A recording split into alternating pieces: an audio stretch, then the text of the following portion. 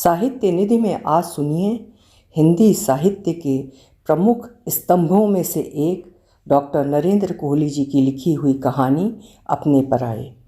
तो शुरू करते हैं कहानी अपने पराए। रोहित मौन बैठे थे। उनकी उहापोह उनका पीछा ही नहीं छोड़ रही थी। प्रिया का शरीर अब नहीं था, पर उसका अस्तित्व तो समाप्त नहीं हुआ था। उसका वर्तमान नहीं है, उसका भविष्य वे नहीं जानते, किंतु उसका अतीत तो उनके पास है। उसकी स्मृतियाँ उनसे कौन छीन सकता था। अनायास ही प्रिया के जन्म से लेकर अंत तक की घटनाएं उनके मन में उमड़ने घुमड़ने लगीं। उसका जन्म, उसका शैशव, उसका बालपन, किशोरावस्था, युवावस्था, बच्चे की अपने माता पिता से अपेक्षाएं और प्रिया के प्रति उनका अपना व्यवहार। उन चित्रों की पृष्ठभूमि में से कभी कभी उनका अपना बचपन भी झांक जाता था। वे जैसे किसी निष्कर्ष पर पहुंच रहे थे। अब माता पिता के दृष्टिकोण में बहुत अंतर आ गया है। कैसा अंतर? प्रदीप ने पूछा। वे जानते थे कि कोई और पूछे ना पूछे, प्रदीप अवश्य पूछेगा। उसे तो कहीं भी टांग अड़ाने का अवसर मिलना चाहिए। अब माता पिता स्वयं को अपने बच्चों से पहले नहीं रखते। उन्हें अपने आप से भी अधिक बच्चों का ध्यान रहता है। यानी? प्रदीप ने पुनः पूछा। वो किसी भी बात को केवल सिद्धांत वाक्य से ग्रहण नहीं कर पाता था।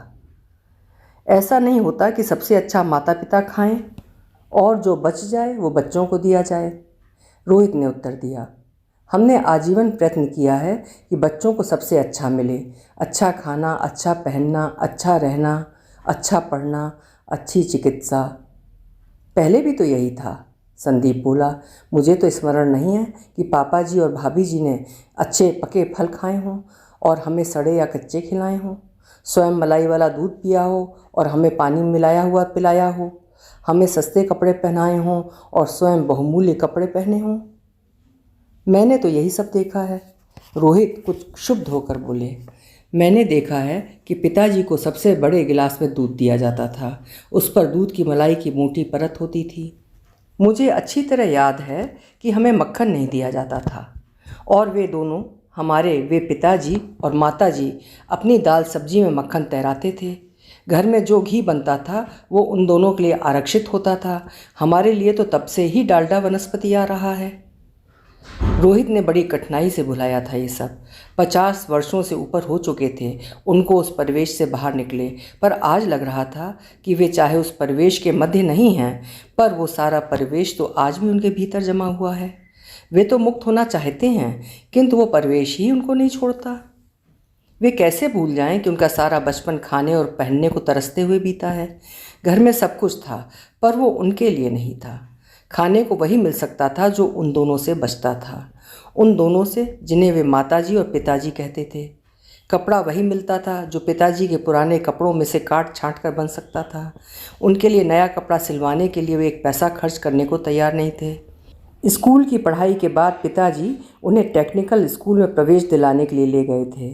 वैसे तो उन्हें समारोह पूर्वक तैयार किया गया था, किंतु वे ही जानते हैं कि उस दिन उन्हें कैसा विदूषक बनाया गया था। उसे स्मरण कर आज भी उनका मन अपमान से तपने लगता है। पिताजी की कोई पुरानी सलवार और उन्हीं की कमीज, ऊपर से टोपी, ये सब कुछ उनके नाप से इतना बड़ा था कि कोई भी समझ सकता था कि वे मांगे के कपड़े थे। इच्छा होती थी कि कहीं भाग जाएं, पर कहाँ भाग जाएं? और फिर जब वे पकड़ कर मंगवाए जाएंगे तो उनकी चमड़ी ही उधेड़ ली जाएगी। फिर कभी भागने योग्य ही नहीं रहेंगे। बिना कुछ किए ही इतनी पिटाई होती थी, कुछ कर बैठे तो जाने क्या होगा। वो समय ही कुछ ऐसा था, रोहित बोले। माता पिता बहुत कठोर होते थे।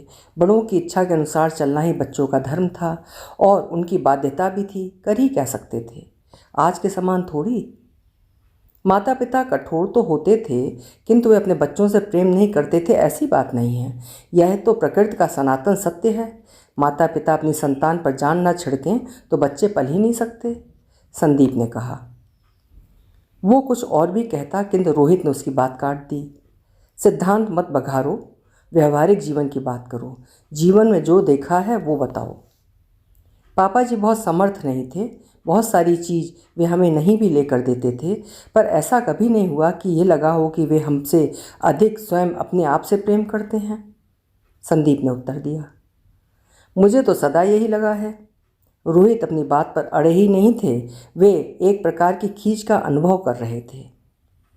आप उनके साथ रहते थे जो आपके माता पिता नहीं थे। उनका मन माता पिता का नहीं था, किंतु उनको आप पर माता पिता का अधिकार प्राप्त था और आपके प्रति माता पिता के दायित्व भी निभाने पड़ते थे।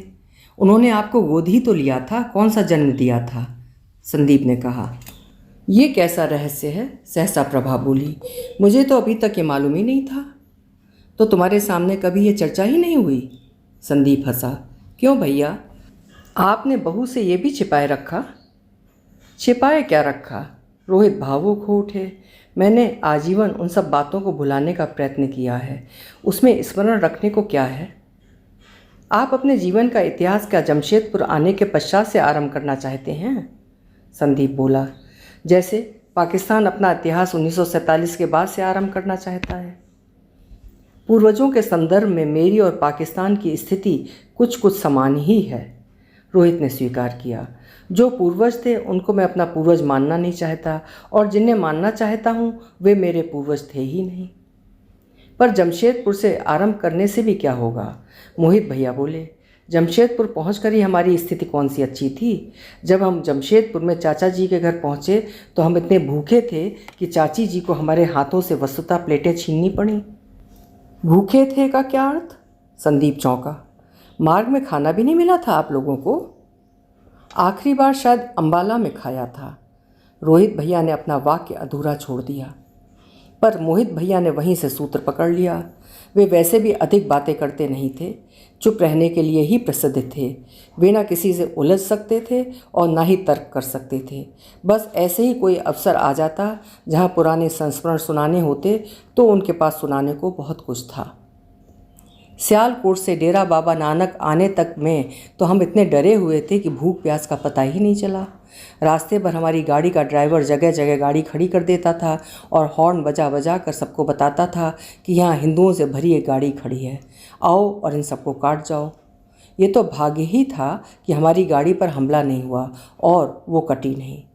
हाँ, हम डेरा बाबा नानक पहुँचे तो वहाँ के लोग अपने अपने घरों से खाना पका कर ला रहे थे और पाकिस्तान से आने वालों को ढूंढ ढूंढ कर खिला रहे थे। सेना वाले भी भोजन दे रहे थे। हमें ऐसी कोई कठिनाई नहीं हुई, संदीप बोला। और हम तो डेरा बाबा नानक और अमृतसर में भी अपना खाना खरीद कर ही खाते रहे। पापा जी ने भोजन के लिए ना तो हमें निःशुल्क भोजन की पंक्तियों में खड़ा किया, ना स्वयं खड़े हुए। तो उनके पास पैसे रहे होंगे, मोहित भैया ने कहा। हमारे पास पैसे नहीं थे। नहीं, पैसे तो नहीं थे, पर भाभी जी के कुछ गहने अवश्य थे, संदीप बोला। मुझे आज भी स्मरण है कि सियालकोट से चलते हुए भाभी जी ने मुझे 2-2 कमीजें और एक कोट पहनाया था। इतनी गर्मी लग रही थी, पर क्या करते, पहने हुए कपड़े तो साथ आ भी गए, वैसे कौन कुछ लाने देता। उसी कोट की आस्तीन को उधेड़ कर उसमें भाभी जी ने अपने कुछ छोटे मोटे गहने भीतर सी दिए थे। पापा जी डेरा बाबा नानक पहुंचकर बाजार गए थे और एक चूड़ी बेच आए थे। उसी से वे हमें किसी ढाबे या सड़क किनारे अंगीठी रखकर रोटियां सेकते व्यक्ति से खाना लेकर खिलाते रहे। सोना तो माता जी के पास भी रहा होगा। रहा क्या होगा, उनके पास था, पर उन्होंने उसे बेचने की बात नहीं सोची। रोहित भैया के स्वर में शिकायत थी और फिर न जाने क्यों वे स्वयं ही माता जी के बचाव पर उतर आए। स्त्री होने के कारण ये सब नहीं सोच पाई होंगी और ना ही बेच पाई होंगी। वे आप पर खर्च करने के लिए अपना सोना बेचना भी चाहती थीं। ये भी हो सकता है, रोहित भैया बोले, पर मैं ये सब याद नहीं करना चाहता। ना अपने उन माता पिता को जिन्होंने मुझे गोद लिया और ना उन माता पिता को जिन्होंने मुझे गोद दिया। मुझे उन दोनों में से कोई अपना नहीं लगता। तब सोचता था कि उन लोगों में से किसी को मुझसे सहानुभूति नहीं थी, और आज सोचता हूँ तो मुझे उनमें से किसी से सहानुभूति नहीं है। पर गोद लेना और गोद देना कोई ऐसी बुरी बात तो नहीं है, प्रदीप बोला। ये तो सदा से ही होता रहा है। संभव है कि पापा जी ने आपका ही भला सोचा हो कि आपको पिताजी का मकान मिल जाएगा। वो तो कहिए कि उससे पहले ही पाकिस्तान बन गया। वैसे आपको उनके क्लेम में से कुछ पैसे तो मिले थे ना? रोहित भैया को प्रदीप की बात अच्छी नहीं लगी। बोले, मेरे वश में होता तो मैं तुम्हें उनकी गोद दे देता और उनके क्लेम के रुपए भी तुम्हें ही सौंप देता। ऐसे सोचें कि रोहित भैया को गोद किसने लिया, पिताजी ने या माताजी ने? संदीप ने पूछा। अच्छा, अब ये सब बातें आराम मत करो, रोहित भैया वितृष्णा से बोले। मुझे शोध नहीं करना है इन बातों पर। फिर भी स्थितियों को स्पष्ट करने में क्या हानि है, संदीप बोला। मुझे लगता है कि आपके मन में बहुत सारी कटुता है। वो आपके मन में है तो कष्ट तो आपका मन ही पाएगा। अब ना तो माताजी और पिताजी जीवित हैं, ना ही पापा जी और भाभी जी। हम उनके विषय में खुलकर बात कर सकते हैं। और क्या लाभ? रोहित भैया बोले। लाभ की बात बाद में करेंगे। मेरा प्रश्न है कि आपको गोद किसने लिया था, पिताजी ने या माताजी ने? संदीप बोला। पिताजी के आपको गोद लेने का कोई कारण दिखाई नहीं देता। उनके अपने 2 बेटे थे ही, एक बेटी भी थी। उस बड़ी उम्र में वे एक छोटा बच्चा गोद लेकर उसे पालने पोसने का झंझट क्यों करते? वैसे भी पोते के रूप में आप उनके थे ही, तो माताजी की ही क्या मजबूरी थी? रोहित बढ़िया तड़प कर बोले। वे पिताजी के साथ आई थीं। उन्हें सब प्रकार की सुख सुविधा प्राप्त थी, खाती पीती थीं, मौज करती थीं। जब अपनी संतान हुई नहीं तो किसी और का बच्चा पालने का झंझट करने की उन्हें क्या आवश्यकता थी? उनकी मजबूरी थी। संदीप मुस्कुराया। क्या? वे पिताजी के साथ आई थीं। उनकी विवाहिता वे नहीं थीं। विधान की दृष्टि से वे हमारी दादी नहीं थीं, हमारे दादा की रखैल थीं। हम उन्हें दादी मानते हों, पापा जी उन्हें अपनी माँ मानते हों, पर कानून की दृष्टि से वो हमारे दादा की विवाहिता नहीं थी। तो? प्रदीप ने कुछ उग्र स्वर में पूछा। पिताजी से वो 20-22 वर्ष छोटी तो रही होंगी, संदीप बोला। हाँ, पापा जी से वो कुल 5-6 वर्ष बड़ी थीं। तो निश्चित था कि उन्हें पिताजी के ना रहने के बाद भी जीना था, संदीप बोला। कल्पना कीजिए कि वे पिताजी के देहांत के पश्चात ये कहकर इस घर से निकाल दी जाती कि उनका इस घर में अब कोई संबंध नहीं है, तो वो कहाँ जाती? ऐसा कैसे हो सकता था? हो सकता था, संसार में होता है, संदीप बोला। यदि उनकी अपनी कोई संतान होती तो उसका कानूनी अधिकार होता, पर चूंकि उनकी अपनी कोई संतान नहीं हुई, इसलिए उस कानूनी अधिकार को बनाए रखने के लिए उन्होंने आपको दत्तक पुत्र के रूप में स्वीकार किया। पिताजी की जायदाद उनके 2 बेटों के साथ आपको भी मिलती और आपकी माँ के रूप में उस जायदाद पर उनका अधिकार होता। ठीक है, कोई कारण रहा होगा उनका, पर जब उन्होंने मुझे गोद लिया था तो पुत्र के समान कोई भाव भी तो होना चाहिए था, रोहित बोले। वे तो मेरी शत्रु थीं। वे तो जो थीं सो थीं। हमारे दादा, जो इसके पश्चात मेरे पिता बन गए थे, वे क्या कर रहे थे? वे भी माताजी के इतने अनुकूल थे कि वे तो युवती पत्नी के वृद्ध पति थे, दशरथ कैकेयी के वश में थे, शांतनु सत्यवती के वश में थे, तो हमारे दादाजी ही कैसे अपवाद हो सकते थे? संदीप ने तर्क किया। अब आप पूछ सकते हैं कि माताजी आपके प्रति कठोर क्यों थीं? क्यों थीं? संभव है कि वे स्वभावतः ही कठोर प्रकृति की हों, संदीप बोला।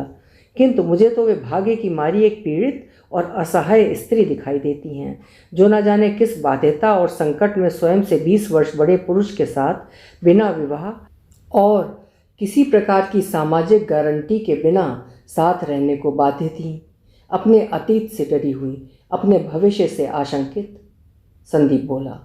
वे अपने वर्तमान में अधिक से अधिक सुख उठा लेना चाहती थीं, जो खा सकती थी खा लेना चाहती थीं, जो पहन सकती थी पहन लेना चाहती थीं, जो जोड़ सकती थीं जोड़ लेना चाहती थीं, जो हड़प सकती थीं हड़प लेना चाहती थीं। इसलिए अधिक से अधिक स्वार्थी और दूसरों के प्रति कठोर होती चली गईं। सामान्य परिस्थितियाँ तो थीं नहीं जिनमें वे जीने को बाध्य थीं। वे हमारे पिताजी की कृतज्ञ भी होंगी कि उन्होंने उन्हें आश्रय दिया, पर वे अपनी मजबूरी से घृणा भी करती रही होंगी, जिसने उन्हें एक वृद्ध के पल्ले बांध दिया था, भोग्या बनाकर। उस वृद्ध से भी घृणा करती रही होंगी जो उनकी उस बाध्यता का लाभ उठा रहा था। वे ना उनके साथ रहना चाहती होंगी और ना उनको छोड़कर जा ही सकती होंगी। ऐसे में वे उनके प्रति अपनी घृणा, अपनी परिस्थितियों के प्रति अपनी घृणा, अपनी बाध्यता, सबका प्रतिशोध आपसे ले रही थीं, क्योंकि उन्हें माँ के रूप में आप पर यह अधिकार जो प्राप्त हो गया था। पहले तो मुझे ज्ञात ही नहीं था कि वे मेरे माता पिता नहीं, दादा दादी थे, इसलिए मुझे उनका व्यवहार विचित्र लगता था, रोहित बोले। पर जब मुझे पता चला कि मेरे वास्तविक माता पिता तो पापा जी और भाभी जी हैं और तुम लोग मेरे भतीजे नहीं भाई हो, तो मुझे और भी विचित्र लगा। जो मेरे अपने थे उन्होंने मुझे उन लोगों को क्यों सौंप दिया जो मेरे अपने नहीं थे? तो फिर कौन थे मेरे अपने? मुझे पापा जी और भाभी जी से भी घृणा हो गई। क्यों मुझे सौंप दिया दादाजी और उनकी तथाकथित उस हृदयहीन पत्नी को? हाँ, ये तो मैं भी कई बार सोचता हूँ कि पापा जी ने ऐसा क्यों किया। मोहित बोले, उनकी क्या मजबूरी थी? भाभी जी की इच्छा तो ये नहीं रही होगी, वे पापा जी का विरोध नहीं कर पाई होंगी। पापा जी पिताजी का विरोध नहीं कर पाए होंगे, प्रदीप बोला। मैं सोचता हूँ कि पापा जी के मन में एक आदर्श पुत्र का बिंब भी रहा होगा जो उन्हें अपने माता पिता की आज्ञा का पालन करने को मजबूर करता रहा होगा। किंतु हम इस बात को नहीं भूल सकते कि पिताजी पूर्णतः माताजी के मोहजाल के बंदी थे। यदि माताजी ने संतान को गोद लेने की इच्छा प्रकट की होगी, आवश्यक तो नहीं कि माताजी ने इच्छा प्रकट की हो। प्रदीप ने संदीप की बात बीच में ही काट दी। ये भी तो संभव है कि जब माताजी ने अपनी असुरक्षित भविष्य की चर्चा की हो तो पिताजी ने स्वयं ही उन्हें ये मार्ग सुझा दिया हो। ऐसा भी संभव है, संदीप सहमत हो गया। तब जब ये मांग पिताजी और माताजी की सम्मिलित इच्छा के रूप में उनके सामने आई होगी तो पापा जी की क्या स्थिति रही होगी? क्या अपने आदर्शों से ही वो बातें थे या कुछ और भी कारण थे? और क्या कारण थे? रोहित ने पूछा। आप जानते हैं कि पापा जी की आंखें कुछ ठीक नहीं थीं, उनका उपचार संभव नहीं था, उसी के कारण उनकी पढ़ाई रुक गई थी, संदीप बोला। तो ऐसे में क्या वे अपने उस पिता का विरोध कर सकते थे जो पूर्णतः अपनी प्रिया पत्नी के मोह में बंधे हुए थे? या वे अपने पिता की उस पत्नी का विरोध कर सकते थे जिसने पिताजी को नकेल डाल रखी थी? नहीं कर सकते थे। उनकी नौकरी किसी दिन भी छूट सकती थी। वे अपने बच्चों को लेकर कहाँ जाते? अपने उस पिता के घर ही तो आना था उनको। उनसे ही झगड़ा करते तो संसार में उनका और था ही कौन? मैंने इस रूप में न कभी माताजी के विषय में सोचा है न पापा जी के विषय में। रोहित उठकर भीतर आ गए। वे ये सब नहीं सुनना चाहते थे। जाने संदीप को क्या हो गया था। आज वो उन माताजी का भी बचाव कर रहा था जो इस पूरे परिवार में एक क्रूर आतंक के रूप में प्रसिद्ध थीं। वे धूमकेतु थीं इस परिवार की और संदीप उनके बचाव में तर्क खोज रहा था। रोहित ने ढेर सारी घृणा संचित कर रखी थी इन सब लोगों के लिए। आज वे उनका बचाव पक्ष सुनना नहीं चाहते थे। रोहित अपने कमरे में चले गए थे। संदीप भी उठाया। संदीप को अपने बड़े भाइयों के जीवन के उस खंड के विषय में विशेष कुछ ज्ञात नहीं था। वो उनसे बहुत छोटा था। वैसे भी वो पापा जी और भाभी जी के साथ पहले लाहौर में था। विभाजन से पूर्व जब वे लाहौर से सियालकोट आए थे तो एक अलग मकान में रहते थे। रोहित और मोहित भैया माताजी और पिताजी के साथ अलग मकान में रहते थे। जो कुछ वो जानता था वो घर की चर्चाओं में से सुनी सुनाई बातें थीं या फिर उसका अपना अनुमान था, अपना विश्लेषण। ये तो सियालकोट में उसने भी देखा था कि रोहित भैया पापा जी और भाभी जी के सामने नहीं पड़ते थे और यदि कोई बात करनी भी पड़े तो ऐसे करते थे जैसे किसी पूर्णतः अपरिचित व्यक्ति से कर रहे हों। संदीप को लगता है कि पहले तो रोहित भैया भ्रम में रहे होंगे। वे तो यही जानते थे कि माताजी और पिताजी ही उनके माँ बाप हैं। उनका व्यवहार विचित्र था पर थे तो वे उनके अपने। जब उन्हें वास्तविकता ज्ञात हुई तो उनका मन बहुत तड़पा होगा। उन्हें लगा होगा कि माताजी तथा पिताजी उनके प्रति बहुत कठोर थे क्योंकि वे उनके माँ बाप नहीं थे।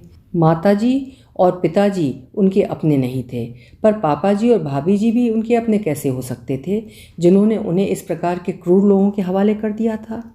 रोहित को अभी स्मरण है कि भाभी जी के सामने माताजी उन्हें पीटा करती थीं और भाभी जी मुँह फेरकर आंखों पर पल्लू डाल लेती थीं। रोहित भैया को माताजी से बचाने का प्रयत्न उन्होंने कभी नहीं किया। रोहित भैया ये मानने को तैयार नहीं थे कि उस समाज में बहू को अपनी सास का विरोध करने का अधिकार नहीं था, अपने पिटते हुए बच्चे को बचाने के लिए भी नहीं। वे भाभी जी को भी उतना ही क्रूर मानते हैं। उन्होंने ये कभी नहीं सोचा कि वे अपनी सास से झगड़ा करने में असमर्थ थीं, इसलिए आंखों पर कपड़ा डाल अपनी दृष्टि बंद कर लेती थीं अथवा अपने पल्लू के नीचे अपने आश्रुओं को छिपाने का प्रयत्न करती थीं। जो भी हो, रोहित उन्हें कभी अपना नहीं मान पाए थे। पिताजी का देहांत 1945 में ही हो गया था और 1947 में पाकिस्तान बना और वे लोग जमशेदपुर पहुंच गए।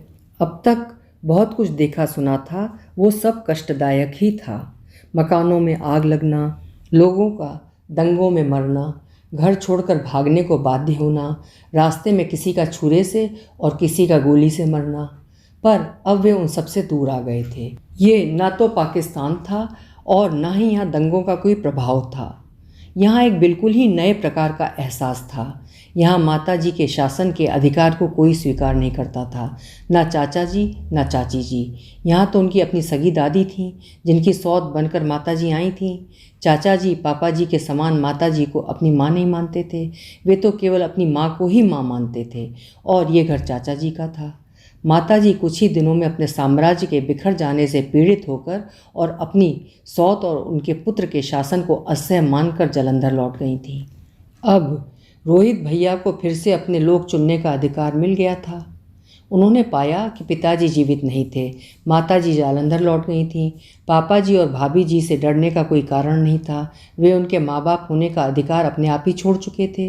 रोहित भैया उनके आश्रित नहीं थे, उन लोगों के पास कोई नैतिक अथवा आर्थिक बल भी नहीं था जो वे रोहित भैया को किसी भी प्रकार बाध्य कर सकें, और वे उनके अपने तो थे ही नहीं।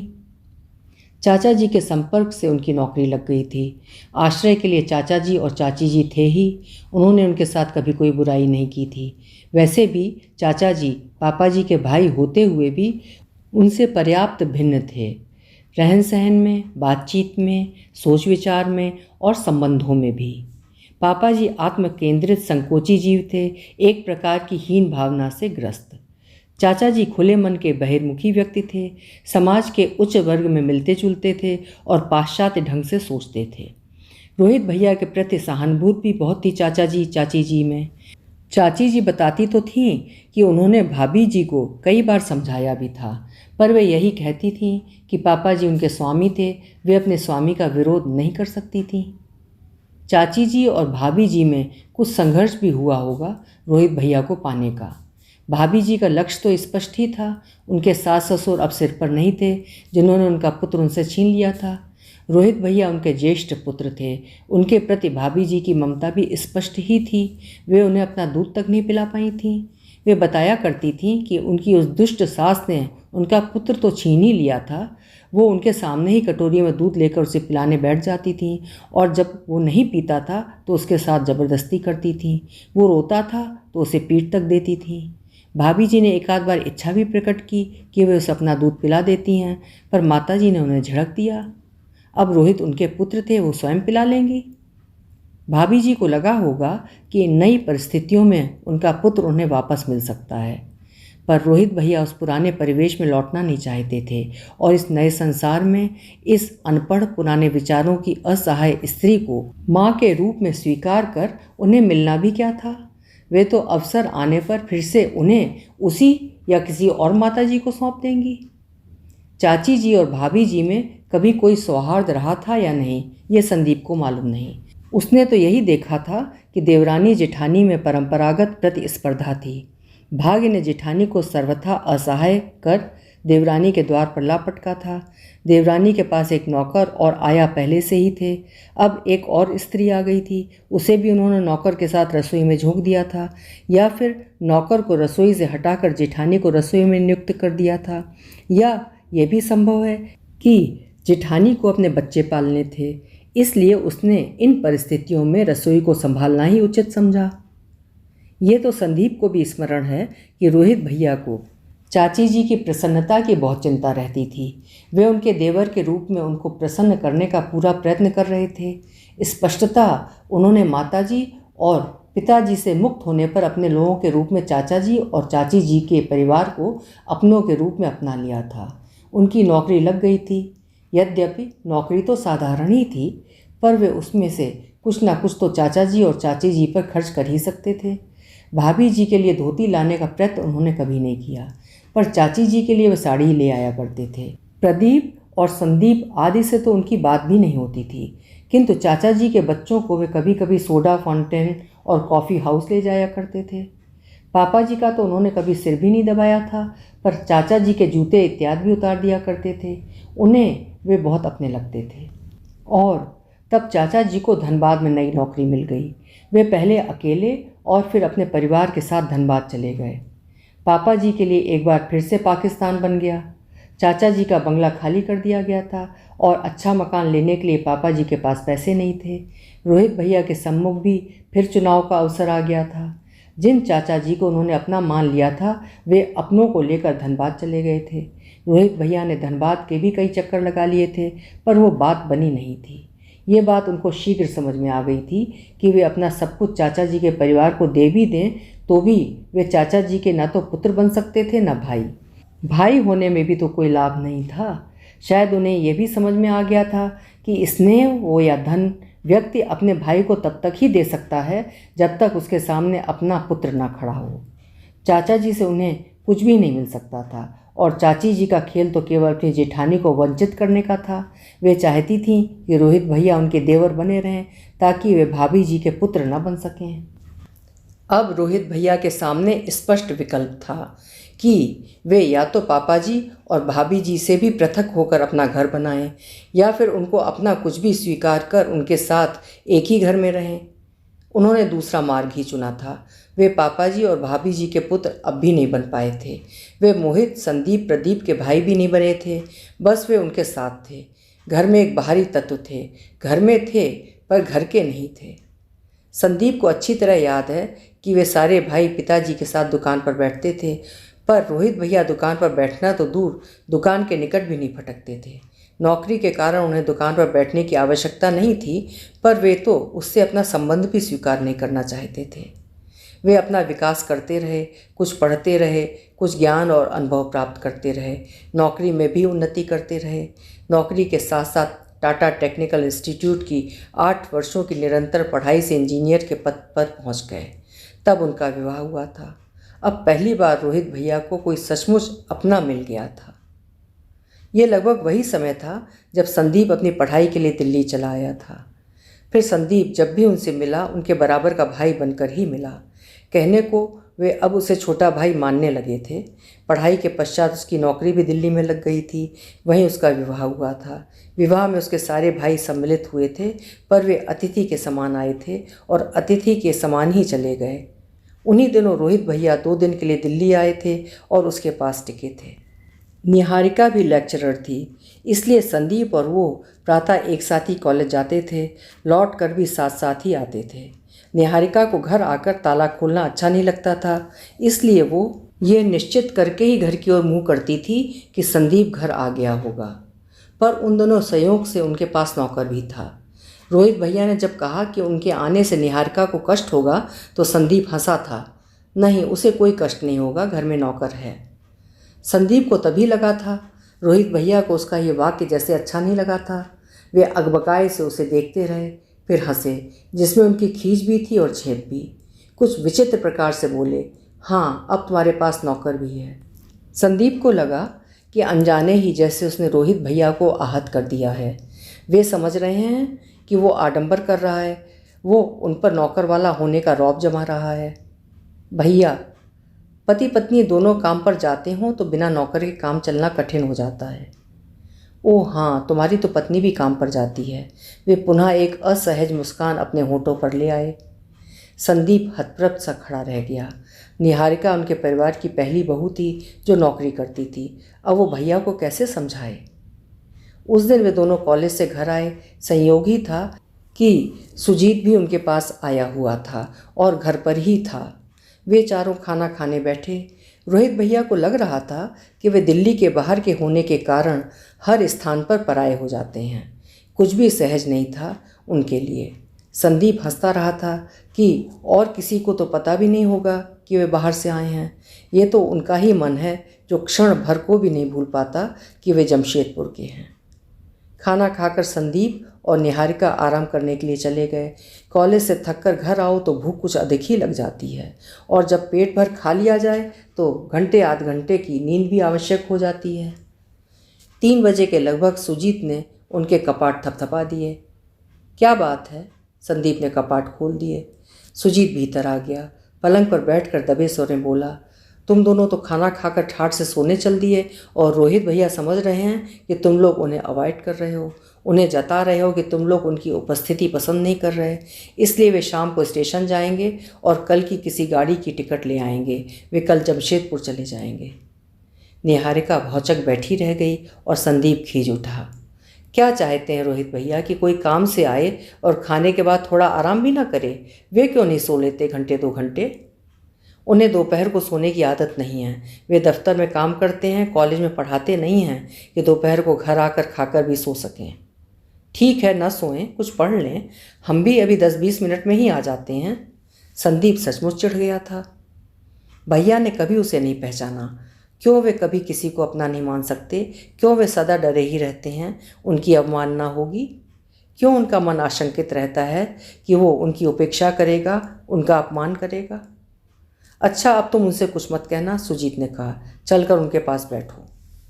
वे लोग रोहित भैया के पास आ गए। पहले चाय बनवा कर पी और फिर घूमने के लिए बंगाली मार्केट चले गए। वहाँ से कनॉट प्लेस पहुँचे, खाया पिया, घूमे फिरे। पता नहीं रोहित भैया कुछ आश्वस्त हुए या नहीं, पर उससे अधिक वो कुछ नहीं कर सकता था। निहारिका के साथ वो जमशेदपुर आया था। निहारिका को अस्पताल में भर्ती कराना पड़ा था। वो स्वतंत्र रोगी के रूप में टिस्को के अस्पताल में भर्ती नहीं हो सकती थी, इसलिए रोहित भैया की आश्रिता के रूप में ही उनके नाम पर कमरा लेना पड़ा था। उस समय भी जब संदीप ने उनसे पूछा कि क्या वो अस्पताल के बिल के लिए उनको नकद भुगतान कर दे, तो वे बड़ी कड़वी हंसी हंसे थे। मुझे मालूम नहीं था कि तुम्हारे घर में धन की नदियाँ बह रही हैं, रोलिंग इन कैश। संदीप समझ नहीं पाता था कि उसके अपने कहने में ही कहीं कोई दोष था या ये रोहित भैया का ही उसके प्रति बेगानापन था, जिसके कारण वे ऐसी बातें किया करते थे। उनको इस प्रकार की ग्रंथियां पालने की कोई आवश्यकता नहीं थी। वे नौकरी में अच्छे पद पर पहुंच गए थे, कंपनी की ओर से विमान में यात्रा करते थे, दिल्ली के बड़े बड़े 5 सितारा होटलों में ठहरते थे। उसके घर आते थे तो जिस कुर्सी पर बैठ जाते थे उसे हिलते ही नहीं थे, वहीं से उठकर वापस चले जाते थे। अपने घर के समान निसंकोच भाव से घर में कभी नहीं रहे, कभी नहीं टहले, घर को देखने की इच्छा भी नहीं की। जब कभी कुछ ऐसा हुआ तो विद्रूप से ही बोले। तब वे अपनी बेटी प्रिया के साथ ही दिल्ली आए थे। प्रिया का विवाह हो चुका था और वो अपने पति के साथ विदेश जा रही थी। उसने मकान देखकर कहा, ये कुछ भिन्न है, मेरी तो समझ में नहीं आ रहा कि कहाँ क्या बना है। रोहित भैया मुस्कुराए थे। ये एक आर्टिस्ट का मकान है, यहाँ घर में फव्वारे होते हैं। संदीप कुढ़ गया था, बोला, प्रिया, तुम्हारे पापा तो मेरा तमाशा बना रहे हैं, पर यह सत्य है कि ये एक लेखक का मकान है और जब तुम अगली बार आओगी तो इस स्थान पर एक चलता हुआ फव्वारा पाओगी। रोहित भैया ने इस बार गंभीर आपत्ति की। इट इज़ नॉट पॉसिबल, ये कैसे हो सकता है? आप भी अगली बार देख लीजिएगा। ऐसे ही एक बार वो अचानक ही संध्या समय आ गए थे। अरे भैया, आप? उन्होंने बताया कि वे कंपनी के काम से आए हैं, होटल हॉलीडे इन में ठहरे हैं, कल से वे व्यस्त हो जाएंगे, सोचा उन लोगों से मिल ही आएँ। निहारिका भी कॉलेज से आई नहीं थी। रात के खाने तक तो रुकेंगे ना? नहीं, बहुत देर हो जाएगी, खाना होटल में ही खाऊंगा। संदीप ने चाय बनवाई। चाय के साथ खाने योग्य घर में जो कुछ भी उपलब्ध था सब कुछ लगवा दिया, पर रोहित भैया ने एक बिस्कुट तक नहीं उठाया, बस चाय का कप ही पिया। निहारिका आई तो उसने संदीप को ही डांटा, आपने भैया को एक कप अच्छी सी चाय तक नहीं पिलाई। भैया ने तो एक बिस्कुट तक नहीं लिया। संदीप बोला, मैं क्या कर सकता था? अच्छा, अब मैं कुछ करती हूँ। भैया ना करते रहे और निहारिका ने उनको पकौड़ों के साथ साथ चाय पिलाई। फिर खाना लगा। भैया ने अपना शिष्टाचार दिखाया तो निहारिका ने उन्हें डांट दिया, आप खाना खाए बिना नहीं जाएंगे। और वे खाना खाकर ही गए। संदीप समझ ही नहीं पाता था कि ये रोहित भैया इतने पराये क्यों हैं। वे अपने भाइयों को भी अपना नहीं मान सकते तो उनका अपना कौन है? पर यह कोई ऐसा प्रश्न नहीं था कि जिसका उत्तर न मिलता। भाभी जी जब तक जीवित थीं तो कहा करती थीं, रोहित के लिए आकाश पर भगवान है और पृथ्वी पर प्रिया। तो भैया की आत्मीयता का वृक्ष अपने बच्चों तक सीमित हो गया था। वे थे उनके अपने। अंततः उनको कोई अपना मिल तो गया था। मेरी समझ में नहीं आता कि मैंने ऐसे क्या पाप कर रखे हैं कि भगवान ने जन्म से ही मुझे मेरे माता पिता से पृथक कर दिया और अब इस वृद्धावस्था में मुझसे मेरी बेटी छीन ली। रोहित बोले, मनुष्य किसको अपना समझे? जिसको अपना समझता हूँ वही अपना नहीं रहता। सब जानते थे कि उन्होंने ये बातें किसी को संबोधित करके नहीं कही थी, ये तो उनके अपने मन का ऊहापोह था। घर में ऐसी दुखद घटना हो जाए तो प्रत्येक व्यक्ति के मन में ऐसे अनेक प्रश्न उठते हैं, ऐसे ही उद्गार जागते हैं। संदीप बोला। प्रश्न तो उठते हैं चाचा जी, प्रभा बोली, पर उसका कोई उत्तर भी है? यदि माना जाए तो हमारे दुखों का कारण हमारे पाप हैं, तो हमें मानना पड़ेगा कि दीदी भी पापिन थी और हम सब भी पापी हैं, जिन्हें भगवान ने इस रूप में दंडित किया है। पर ऐसा क्या किया है हमने? ठीक कहती हो, संदीप बोला, पर यह तब है जब हम माने कि अल्पायु या अकाल मृत्यु पाप का परिणाम है। क्या ऐसा नहीं है? रोहित भैया चौंक कर सीधे बैठ गए। मैं कोई ज्ञानी तो हूँ नहीं कि जीवन मृत्यु संबंधी इस प्रकार के उलझे और जटिल प्रश्नों का उत्तर दे पाऊँ, किंतु इतना तो मानता हूँ कि अल्पायु पाप का परिणाम नहीं है। शंकराचार्य पापी नहीं थे, किंतु उन्हें बहुत छोटी आयु मिली थी। स्वामी विवेकानंद 40 वर्ष भी पूरे नहीं कर पाए थे। यदि वे पापी थे तो फिर धर्मात्मा कौन हो सकता है? तो क्या हम ये मान लें कि लंबी आयु हमारे पापों का दंड है, कि संसार में रहो और भुगतो? दमयंती भाभी ने पूछा। नहीं, ऐसा भी नहीं कहा जा सकता, संदीप बोला। हमारे अनेक धर्मात्मा लंबी आयु पूर्ण कर संसार से विदा हुए हैं। तुम ऐसे प्रश्न छेड़ते ही क्यों हो जिनका तुम्हारे पास कोई उत्तर नहीं होता? प्रदीप ने कुछ रुष्ट स्वर में कहा। व्यर्थ हमें उलझाते रहते हो। न लंबी आयु पाप का दंड है, न छोटी आयु पाप का दंड है, तो फिर किसी की आयु कम और किसी की अधिक क्यों होती है? तुमको तो हर बात का एकदम निश्चित उत्तर चाहिए, संदीप बोला। तुम्हारे संसार में ना तो अस्पष्टता है, न संशय, न प्रश्न, न जिज्ञासा, न रहस्य। मैं तुम्हारे प्रश्नों के ऐसे उत्तर कहाँ से लाऊं?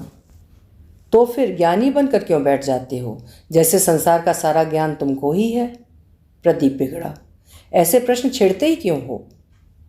प्रदीप, शांता भाभी बोली, क्या बात है, आज इतने बिगड़े हुए क्यों हो? कोई बताए कि ये प्रश्न मैंने उठाया था? संदीप ने सबकी ओर देखा। क्या मैंने किसी को कहा कि मैं उनके प्रश्नों का उत्तर दूंगा? छोड़ो इस झगड़े को, मोहित भैया बोले। बहू के प्रश्न की ओर ध्यान दो। प्रदीप, अब तुम उलझना मत, रोहित भैया बोले। तुमको कुछ कहना हो कहो, पर झगड़ा मत करो। लो और सुनो, मैं झगड़ा करता हूँ? प्रदीप ने बेचारगी से कहा। उसको कुछ नहीं कहते जो हर समय महात्मा बना अपना ज्ञान बगाड़ता है। तुम भी बगाड़ना, दमयंती भाभी बोली। अभी हमें कुछ पूछ लेने दो, तुम अखाड़ेबाजी बाद में करना। रोहित भैया का चेहरा देखकर प्रदीप चुप हो गया। बोलो संदीप, क्या कहते हो? शांता भाभी बोली। संसार में अच्छे लोग ही दुखी क्यों होते हैं? ये भगवान का कैसा न्याय है? ये प्रश्न जाल तो फैलता ही जा रहा है। अब तो बात भगवान के न्याय पर आ गई है। संदीप कुछ रुक कर बोला। यह प्रश्न बहुत पूछा जाता है। वस्तुतः लोग इसे प्रश्न के रूप में नहीं पूछते, भगवान पर अन्याय का आरोप लगाने की मुद्रा में कहते हैं। यह जिज्ञासा नहीं है, प्रतिवाद है। सीधी सीधी बात करो, प्रदीप ने उसे पुनः टोका। रोहित भैया ने प्रदीप को घूर कर देखा। तुम थोड़ी देर चुप नहीं बैठ सकते? इससे पहले कि प्रदीप कुछ कहता, प्रमिला भाभी सक्रिय हो उठी। उन्होंने कहा कुछ नहीं। प्रदीप की दृष्टि बचाकर संदीप को संकेत कर दिया कि वो उनकी ओर ध्यान न दे। संदीप ने भी उसे टालना ही उचित समझा।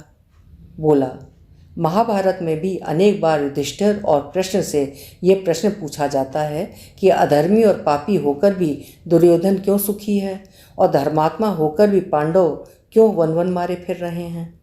धर्म से पांडवों को क्या मिला?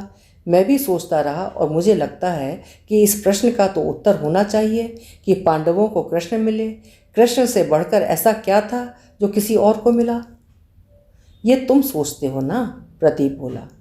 हाँ, तो तुम अपना सोचना अपने पास ही रखो और वो बताओ जो कृष्ण और युधिष्ठिर ने कहा।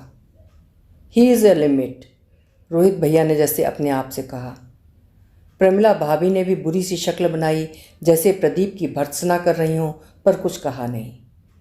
कृष्ण ने कहा, हाँ, संसार में पाप बहुत जल्दी फलता फूलता है, किंतु उसका नाश होता है तो सर्वनाश हो जाता है। धर्म मंथर गति से फलता है और उसका नाश नहीं होता। दुर्योधन के पाप कौरवों का सर्वनाश कराएंगे और पांडव अपने धर्म का फल पाएंगे। संदीप बोला। धर्मराज युधिष्ठिर ने द्रौपदी से कहा, ये हिमालय अत्यंत सुंदर और मनोरम है, ये मुझे कुछ नहीं देता, किंतु मेरा स्वभाव है कि सुंदर वस्तुएं मुझे अच्छी लगती हैं, इसलिए मैं इससे प्रेम करता हूँ। वैसे ही मेरा स्वभाव है कि मैं ईश्वर से प्रेम करता हूँ, इसलिए नहीं कि ईश्वर मुझे कुछ दे, वरन इसलिए कि मुझे उससे प्रेम है। मैं ईश्वर से उसके ऐश्वर्य के लिए प्रेम नहीं करता, मैं तो उससे प्रेम करता हूँ चाहे वो मुझे जिस स्थिति में भी रखे। अर्थात हमारा दुख हमारे प्रति ईश्वर का रोष नहीं है। संदीप हंस पड़ा। मुझे याद पड़ता है कि पवहारी बाबा ने स्वामी विवेकानंद के प्रश्न के उत्तर में कहा था कि क्या आप नहीं जानते कि ईश्वर जिससे रुष्ट होता है उसे इतना सुख देता है कि वह ईश्वर को भूल जाए, और जिससे प्रेम करता है उसे इतना तपाता है कि तिल तिल जलकर उसका सारा मैल निकल जाए। तब तो ईश्वर का रुष्ट होना ही अच्छा।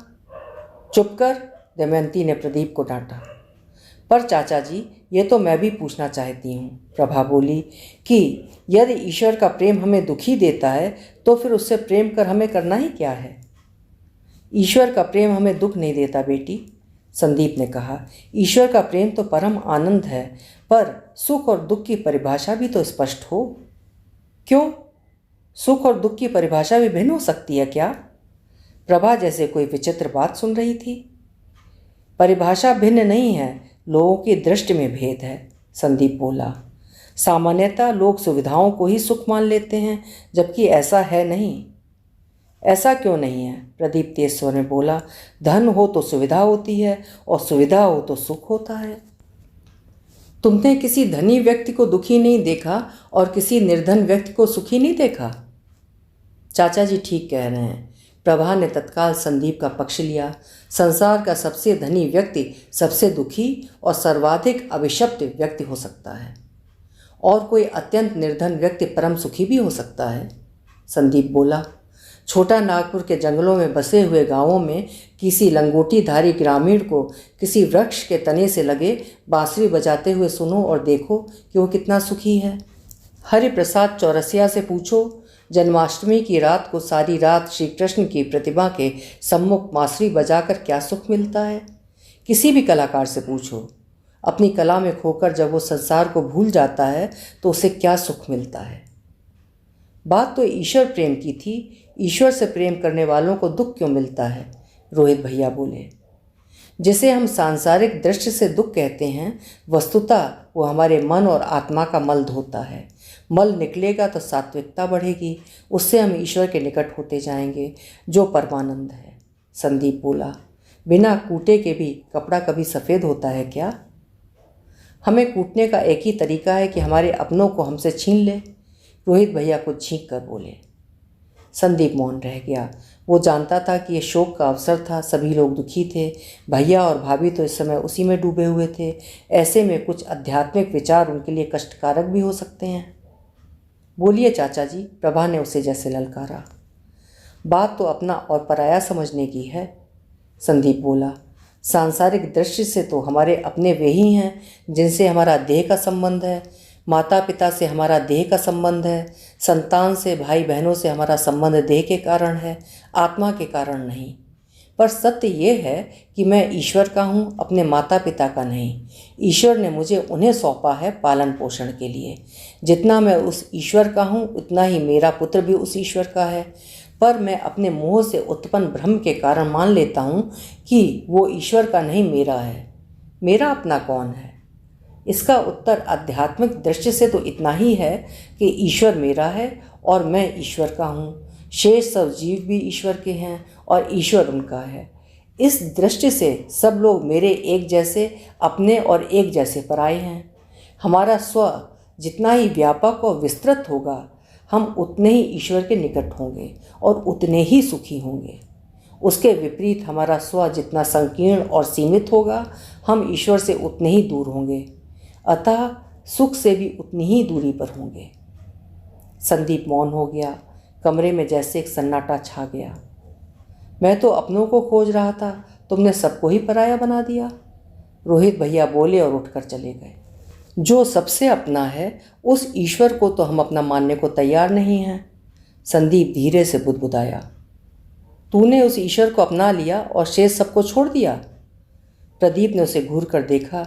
जिस पर पड़ती है वही जानता है। मैं भी समझता हूँ, किंतु सत्य को जानते हुए भी हम उसे इसलिए तो झुठला नहीं सकते क्योंकि वो हम सबको प्रिय नहीं है। अभी आप सुन रहे थे डॉक्टर नरेंद्र कोहली की कहानी अपने पराये।